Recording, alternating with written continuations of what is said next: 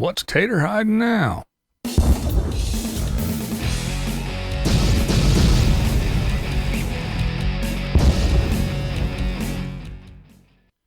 I guess the first thing we got to address is the dog, of course.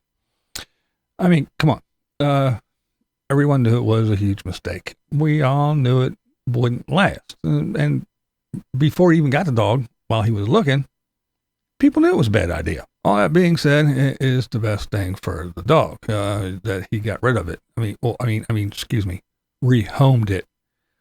The dog's better off. We all know that, right? But here's what I want to know, and I want your input, so please comment below. You know that all the nomads don't sympathize and agree with what Tater did. How many of them will actually come out and have the balls to say something? Now, of course, while sitting around the campfire, they'll chatter amongst themselves. I mean, we all know they talk mad shit about one another all the time. But will any of them make a little, comment on the YouTube? Now I'm talking people like Aja, Scott and Terry, Jimmy, Rebel Girl, and, people like that. And other dog owners that, sit at that lunch table, the one that we're not allowed at. We're not the cool kids. Do they secretly discuss just how bad an idea it was from the beginning? Do they feel the same way that most do about the selfishness of the whole thing? Do they talk about it amongst themselves? Because some of them feel exactly that way. But again, will they have the balls to comment publicly? I mean, they have no problem saying how wonderful he is, even after knowing all the crazy shit that he does and all the ways he freaks out and the lies about his Facebook that they were all on. They got no problems singing his praises. But when he does something stupid like this, well, they go, yeah, that wasn't such a good idea. And no, tight lips. Oh, he's the king. Oh, he did such a great thing. But yeah, when they go back to their little circles, what a fucking stupid idea. Well, I knew he wasn't going to, they're doing it. They're doing it, but they don't have the balls. They got to keep that facade up, the illusion that is one big happy community. Now I get it. I know half of them are just afraid because they don't want to go through the bullshit that other people go through.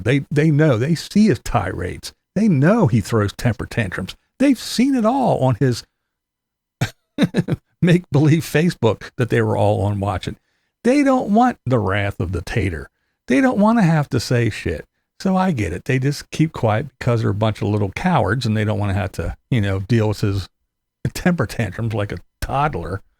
But so they, instead of going through the crap that I got to go through and other people have gone through when he gets a little maddie on.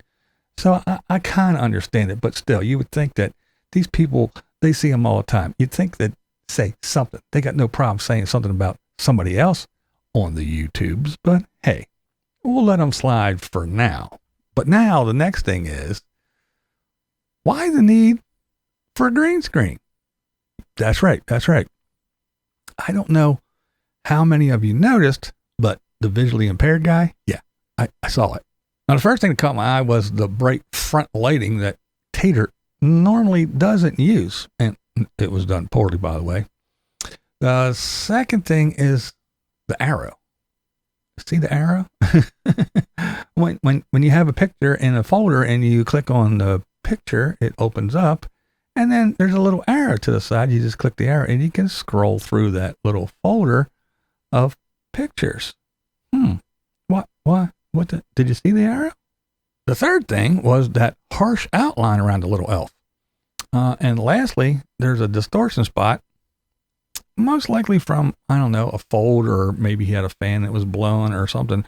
But there was something on the screen that made this spot, and then, it kind of moved and kind of skidded to the side. But anyway, it was a green screen. So for whatever reason, that's right, for some reason, Tater felt it necessary to film a little doggy confession in front of a picture of the inside of his RV. I wonder why. This is BlindViews, and that's the way I see it. What we do here is go back.